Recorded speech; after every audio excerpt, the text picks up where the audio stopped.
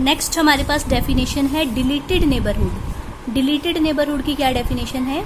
If A is a neighbourhood of a point P, A कोई set है, P कोई point है और ए जो है वो पी की नेबरहुड है, और अगर हम ए में से पी को ही हटा दें, ए माइनस सिंगलटन पी, तो इसको क्या कहेंगे? ए माइनस सिंगलटन पी को deleted neighbourhood of P. A P की नेबरहुड थी और उसमें से हमने पी को ही हटा दिया, तो ए माइनस सिंगलटन पी को क्या कहा जाता है? Deleted neighbourhood of P. तो ये हमारे पास डेफिनेशन है डिलीटेड नेबरहुड की। इसके बाद हमारे पास अगली थ्योरम है, superset of A neighbourhood of a point is also a neighbourhood of P. मतलब कि अगर कोई सेट है जो कि पी की नेबरहुड है, तो उस सेट के जितने भी सुपरसेट्स होंगे, सुपरसेट्स का मतलब उसको कंटेन करने वाले जितने भी सेट्स होंगे, वो सब भी पी की नेबरहुड बनेगी। ठीक है, प्रूफ इसका बहुत ही आसान है। सपोज हमने लिया कि let A is neighbourhood of P. ठीक है, नेबरहुड की डेफिनेशन लगा दी। Therefore there exist epsilon greater than 0 such that p belongs to open interval p minus epsilon p plus epsilon and this is contained in a। इसके बाद हमने उस neighbourhood का क्या लेना था? सुपरसेट लेना था। तो हमने लिया suppose b is a superset of a। Superset का मतलब b कंटेन करता है a को, या a is a subset of b। इसके बाद इन दोनों लाइंस को कंबाइंड कर दो। देखो p किस में जा रहा है? इस ओपन इंटरवल में। ये ओपन इंटरवल फर्दर कहाँ कंटेन्ड है? a में। और a फर्दर कहाँ कंटेन्ड है? b में। तो कुल मिलाकर ये इंटरवल कहाँ कंटेन्ड हो गया?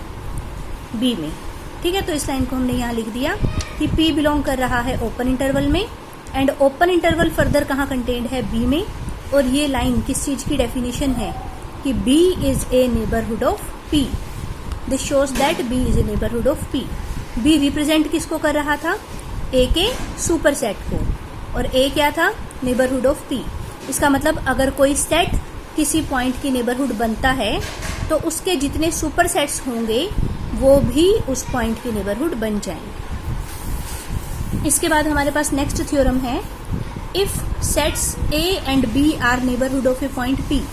किसी पॉइंट की दो अलग अलग नेबरहुड्स हैं, एक a और एक b, देन उनकी इंटरसेक्शन भी उस पॉइंट की नेबरहुड बन जाएगी। Means intersection of two neighbourhoods of a point p is again a neighbourhood of p। इसके प्रूफ में हमने लिखा, since a and b are neighbourhoods of a point p, neighbourhood की डेफिनेशन लगा दो। पहले a के लिए लगा दो, फिर b के लिए लगा दो। तो हमने a के लिए लगाई, a के लिए लिखा therefore there exist epsilon 1 greater than 0, और b के लिए लिखा there exist epsilon 2 greater than 0 such that p belongs to open interval p minus epsilon 1 p plus epsilon 1 and this is contained in a। ये तो किसकी definition हुई? a is neighbourhood of p। And दूसरी line में किसकी neighbourhood हो गई? b is neighbourhood of p। तो वहां हमने लिखा p belongs to open interval p minus epsilon 2 p plus epsilon 2 this is contained in b। इसके बाद देखो एप्सिलॉन 1 एप्सिलॉन 2 दो पॉजिटिव नंबर्स हैं। इनमें से जो मिनिमम आया, मिनिमम मीन्स इनमें से जो छोटा आया, उसको हमने क्या नाम दे दिया? एप्सिलॉन। अब देखो सपोज मान लो हम इसका डायग्राम बनाएं। सपोज ये हमारे पास p है। ठीक है, मान लो इतना डिस्टेंस, सपोज इतना डिस्टेंस कितना है? एप्सिलॉन 1। तो ये पॉइंट मेरा क्या हुआ? p प्लस एप्सिलॉन 1, और ऐसे ही इतना डिस्टेंस एप्सिलॉन 1 था ना, तो ये पॉइंट क्या हुआ? p minus epsilon 1। और सपोज एप्सिलॉन 2 डिस्टेंस मान लो यहाँ से लेकर यहाँ तक का है, मतलब कि यहाँ से लेकर यहाँ तक का डिस्टेंस क्या है? एप्सिलॉन 2। तो ये पॉइंट क्या होगा? p plus epsilon 2। ऐसे ही ये पॉइंट लगा लो, क्या होगा? p minus epsilon 2। तो एक तो हमारा open interval p minus epsilon 2 p plus epsilon 2 है, ये वाला।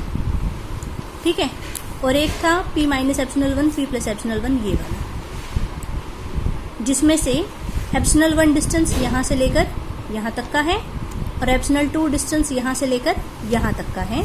तो एप्सिलॉन 1 और एप्सिलॉन 2 में से जो मिनिमम डिस्टेंस आया उसको हमने क्या कहा है? एप्सिलॉन। अब अगर इस डायग्राम के हिसाब से देखें तो एप्सिलॉन 1 इतना है, एप्सिलॉन 2 इतना है, इनमें से मिनिमम क्या है? एप्सिलॉन 1 मिनिमम है। इसका मतलब एप्सिलॉन किसके बराबर आएगा? एक तरह से एप्सिलॉन 1 के बराबर आ जाएगा इस डायग्राम के हिसाब से। अगर मान लो एप्सिलॉन 2 मैंने छोटा लिया होता, मान लो एप्सिलॉन 2 इतना लिया होता, तो फिर इनमें से मिनिमम क्या आ जाता? एप्सिलॉन 2 आ जाता। तो मतलब मिनिमम तो इन दोनों में से ही कोई एक आएगा। उसके बाद देखो, अब जो कम है इन दोनों में से, एप्सिलॉन 1 में से और एप्सिलॉन 2 में से, कम है उसके हिसाब से जो इंटरवल बना वो छोटा इंटरवल है, और ज़्यादा बड़ा एप्सिलॉन 2 लिया उस हिसाब से जो इंटरवल बना वो बड़ा इंटरवल है। देखो p minus epsilon 2 p plus epsilon 2 तो इतना बड़ा है, और p minus epsilon 1 p plus epsilon 1 इतना बड़ा है। इसका मतलब कम एप्सिलॉन 1 लेंगे तो छोटा इंटरवल बनेगा, ज़्यादा एप्सिलॉन की वैल्यू लेंगे तो बड़ा इंटरवल बनेगा। तो क्या हम यहाँ पर ये कह सकते हैं कि this interval is contained in this big interval. ठीक है, तो यहाँ पर देखो हमने क्या लिखा कि p minus epsilon p plus epsilon वाला जो इंटरवल है, यहाँ पर यही इंटरवल p माइनस एप्सिलॉन और p प्लस एप्सिलॉन को भी शो कर रहा है, क्योंकि एप्सिलॉन हमने किसको कहा था, इन दोनों में से जो छोटे वाला था, और इन दोनों में से छोटा कौन था, एप्सिलॉन 1।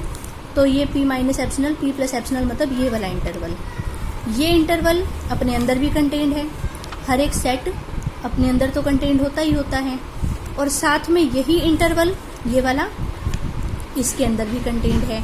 तो ये चीज़ हमने लिख दी कि p minus epsilon p plus epsilon वाला interval p minus epsilon 1 p plus epsilon 1 open interval में भी कंटेन्ड है और एप्सिलॉन 2 वाले में भी कंटेन्ड है। लेकिन ये इंटरवल फर्दर कहाँ कंटेन्ड था, a में, और ये फर्दर कहाँ कंटेन्ड था, b में।